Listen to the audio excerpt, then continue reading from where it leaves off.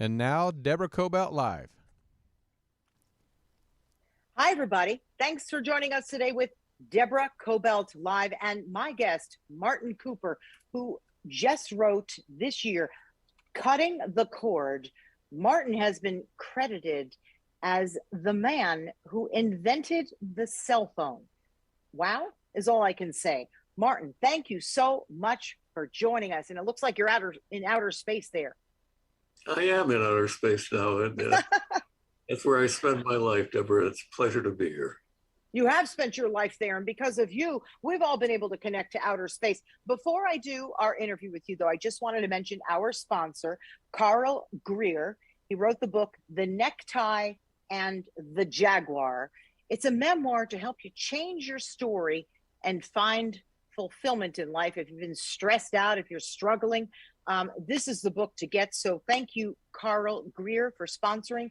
And please, everybody, pick it up, give it a listen, look them up on social media. Now, Martin, I've got to ask you, talk to me about being the guy who invented the cell phone. And you're also the guy who made the very first call on a cell phone from the streets of New York City. Why don't you take us back? Well, it's a boring subject, Deborah, but I'll try to make it as short as I can. We're talking about 1973, late 1960s. That's way before you were born, right? So, we didn't have cell phones then.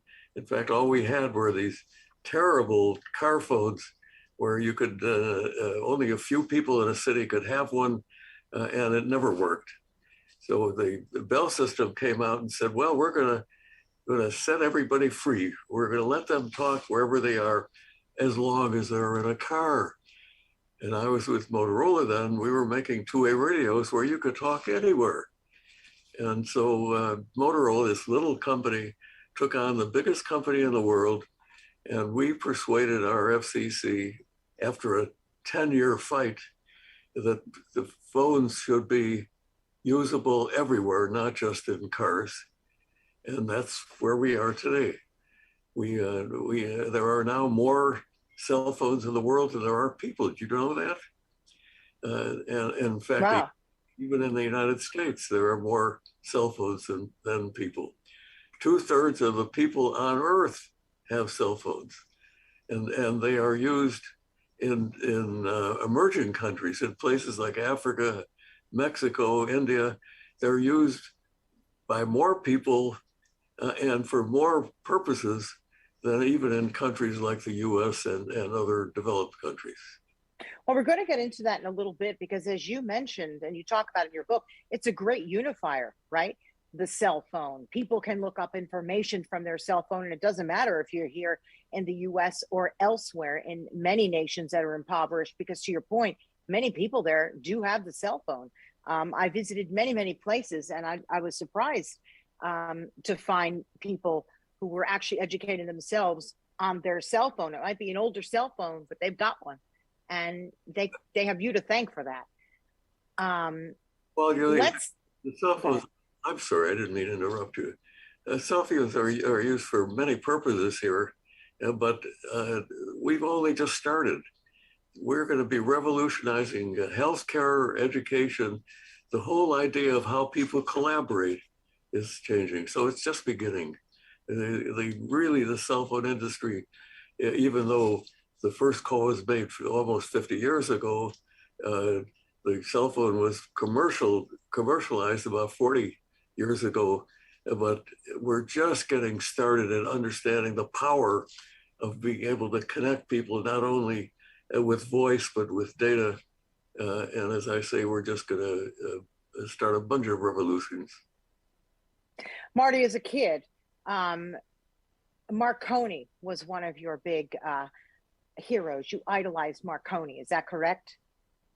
That's right, and I still do today. Marconi was a promoter and an engineer, and he was the first one to commercialize radio. Mm-hmm. You know what I love? Go ahead, please, Martin.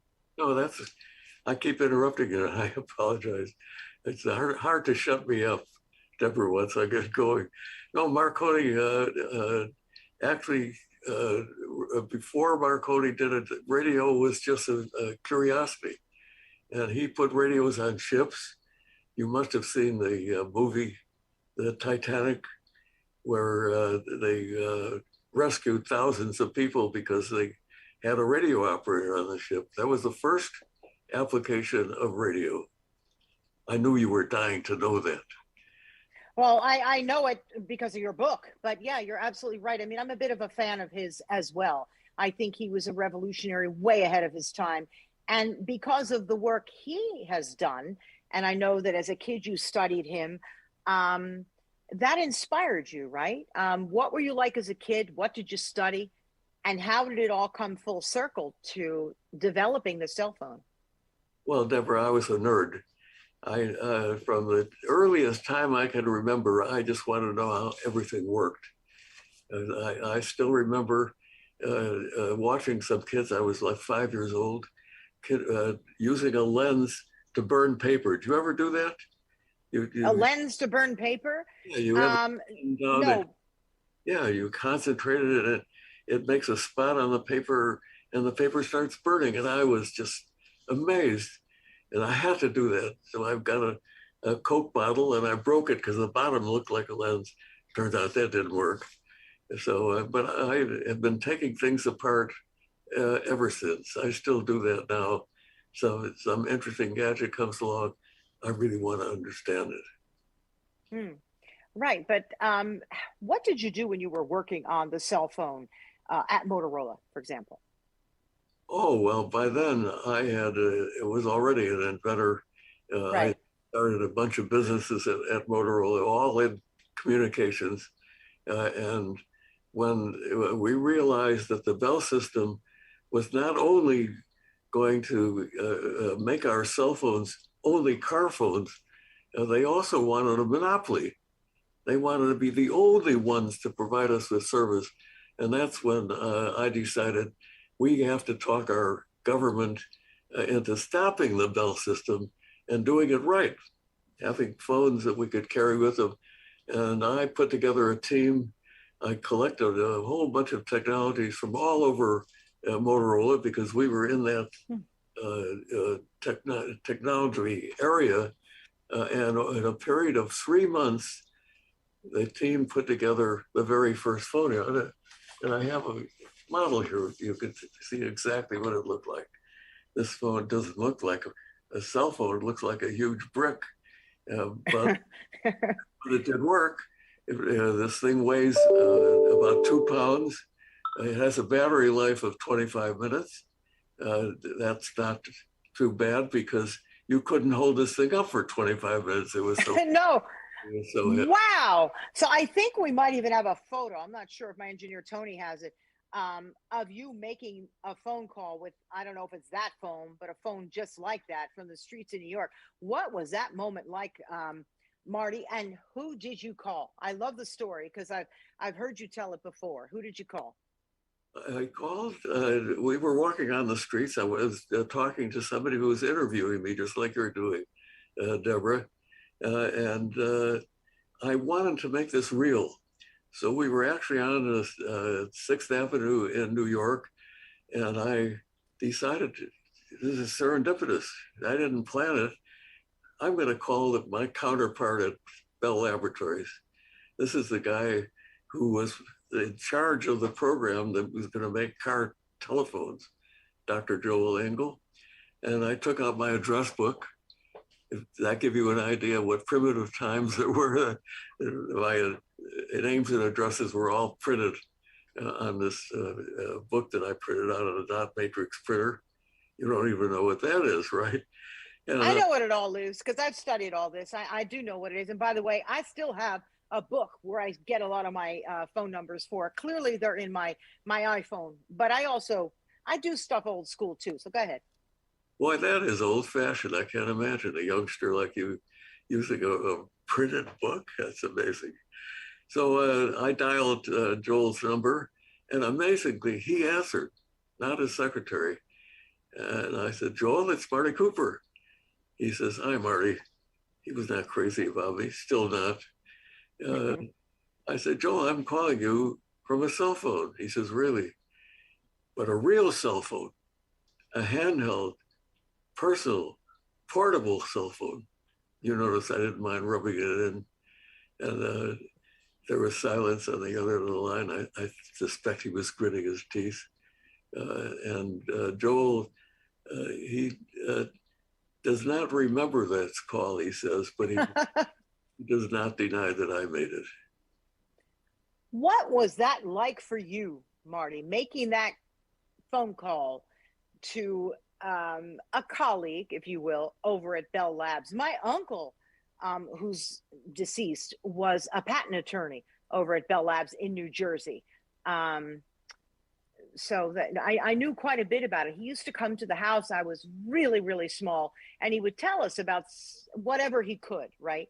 That was being worked on at Bell Labs. I always found it to be such a fascinating place, but you went above and beyond and did something that they didn't. That's pretty extraordinary. Well, Bell Labs was a great organization, but they were a part of AT&T, and AT&T was a monopoly, and I hate monopolies. Right. The labs did a lot of wonderful things, but AT&T had decided what they were going to commercialize, and they did not have any vision at all. And that's who we took on was AT&T. You know what I love? That later in your life, you won a Marconi Award, and you were given that award by his daughter, I believe, right? Wasn't it his daughter or granddaughter? Yeah, as a matter of fact, he had this huge yacht, which he called the Elettra, and he named his daughter after the yacht, or the daughter, or the yacht after the daughter, one or the other. So she was at the ceremony that I was at, and she remains a good friend now. Her picture's in the book, just a delightful lady. She lives in Rome, in the same house that they lived in 100 years ago. Could you believe it? The Marconi family lived in, and it's quite astounding. Oh, I have to tell you, I would love to interview her someday. Maybe I'll talk to you about that off the air, because what an interesting woman she would be to talk to. But when I read about that moment that you got an award, a Marconi Award, I thought back to Marty, or Martin, the little boy who was doing the experiments, who was inspired by him. And look at you now, you know? It just goes to show what happens when you dream and you work on those dreams. You talk about that in your book. Yeah, well, the world has treated me very well. I'm a member of the National Academy of Engineering. And as I say, I've got more than adequate recognition. I'm very proud of how people have taken care of me. I'm not sure I deserve it all, but I'll take it. What are you continuing to do? Because you're quite the entrepreneur. You've done quite a bit throughout your entire career. Do you want to talk about that a little bit to tell our audience who might not be familiar with it? Well, I started a number of businesses. I happen to have married a very intelligent and aggressive, well, the bottom line is she's smarter than I am, and a better business person. So we've started a bunch of business together. My wife invented a phone called the jitterbug phone. I don't know if you ever heard of that. You know, you're too young to know about. The jitterbug was a simple phone that people who did not want the complexity of a smartphone. We created a company, Arlene and I together, and that company is now a part of Best Buy. And I started a number of businesses. Arlene did as well. I now am thinking. I am on a committee for the government where we're studying what the future of telecommunications is going to be. It's called the FCC Technology Advisory Council. And as I say, I'm just trying to think of ideas. I have a blog. I try to teach people about the importance of continuing to learn for the rest of your life. You do that all the time. Every time you interview somebody, don't you learn new things? I love it. I love it. You're right. And I like to say, I know a little bit about a lot, but that's okay, because you got to keep up. You got to read the books. You got to know about the people you're interviewing. So you always have to keep working, right? Just like you are. Well, Deborah, you can get tired of almost anything. You learn a sport, you get good enough, it gets boring. You never, ever get tired of learning new things. You No. can the rest of your life, but I can attest to that. And there's so many things that the longer you live, the more you realize how much more there is to learn. Oh, so much more. I often say that. I was saying that to one of my sons the other day, like, gosh, I wish I could be around in 50 years, 100 years, 1,000 years, because I look at it, there's so many great possibilities, right? There's so much we can do. Very briefly, before I let you go, the future of the cell phone and sort of mobilizing us globally, right? You want to touch about that a little bit? And then I want to ask you a little bit about the backdrop behind you. So go ahead. Sure. Well, first of all, the cell phone today is what I call suboptimal. Whenever you try to make something does everything for everybody, it doesn't do any of them optimally, right. perfectly. You think right. You got this device, you've got a curved head, this thing is flat. And when you want to talk to somebody, you're holding it up in this. It's true. It's true. I always drop mine in the sand, right? Because it's not quite that comfortable, but go ahead. But I have a vision, and I do talk about in the book about the cell phone of the future is it's going to be customized to you. It's going to have an artificial intelligence in it that's going to study your habits and that is going to actually, they have this idea of you can customize your phone with apps. All you have to do is go out and pick out one of 2 billion apps. Your smart intelligence is going to be your slave, and it's going to either find an app or create one just for you. And wow. So, the applications are going to be important ones. As an example, how about healthcare? We don't have a healthcare system. What we have is a sick care system. We wait for people to get sick, and then we cure them. But you know that your body, even a healthy person, your body is just full of all kinds of baddies, of viruses, of bacteria, and your immune system keeps those things down. When your immune system fails, we call that disease. Well, you know that we can sense diseases before they happen. You can sense that your immune system is getting out of control. And if you take action immediately, you can stop the disease. Well, we are all going to have sensors in our body, sensors that are determined by our DNA. You can determine whether somebody is susceptible to a disease. If you sense that this disease is starting to get control, zap it. And your cell phone will connect you with this master computer or with a doctor. And that will ultimately, it's not going to happen in a generation, maybe not even 2, but we will conquer disease. Nobody will get sick. People won't live forever, but they're not going to die from disease. The educational system we have today is obsolete. It was created hundreds of years ago. We teach people in silos.